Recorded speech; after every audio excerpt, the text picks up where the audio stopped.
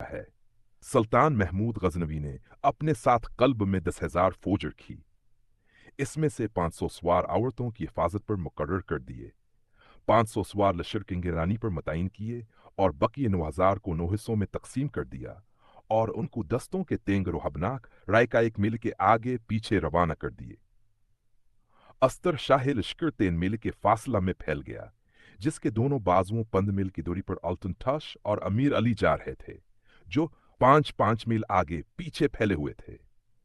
साहब मीर अली भी 5,000 सवारों के साथ हतनी दूर में फैल फैल कर रवाना हवा, जिससे मेमना, मीसर, हावर कल्ब तीनों लश्करों की हिफाजत हो सके और पीछे से दुश्मन आकर किसी पर अचानक हमला न कर सके।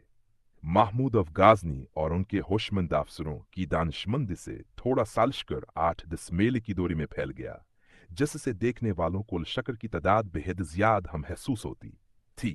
सबसे पहले हरावल अजमेर पहुंचा। अजमेर के राजा को यह बात पहले है मालूम हो गई थी कि महमूद अफ गाजनी का लश्कर तूफान की सूरत में बढ़ा चला आ रहा है, और चूंकि मुखबरों ने बयान किया था कि लश्कर बेहद बेशुमार है, इसलिए वह मुकाबला की जरात न कर सका। बिलखास पर कुछ ऐसी बच्छाई कि दारुल सल्तनत को छोड़कर पहाड़ों में घसकर पनागजीन हुआ। हारून जब अजमेर फोर्ट में दाखिल हुआ तो वहां चढ़िया भय न थी। तमाम बाशिंदे भी भागे थे। तमाम कल्ला वीरान पड़ा हुआ था। मुसलमानों को उनके भाग जाने से बड़ा अफसोस हुआ, लेकिन साथ ही यह खुशी भी हुई कि दुश्मनों पर इनकार बासदरतारी हो गया है, कहो हम ज़ाहमत करने और सदरा होने की जिरात नहीं करते।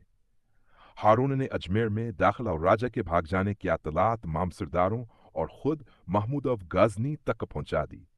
सबको इस खबर सुनने से खुशी हुई।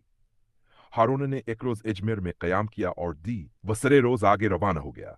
कई रोज सफर करने के बाद टारागार फोर्ट पहुंचा।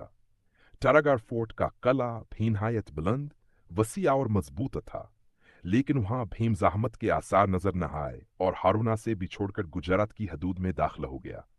इसे रास्ते में कई कले और शहर मिले, लेकिन कहीं भी कोई यानी का सदराह न हुआ। आखिर वह अनहिलवारा पतान के करीब जा पहुंचे। चूंकि अनहिलवारा पतान काराजह मौजूद था, इसलिए ये ख्याल कर लिया या को हजरूर मजाहमत करेगा और मुकाबला पर आएगा। हारून अनहिलवारा पतान के करीब मकीम हो गया और उसने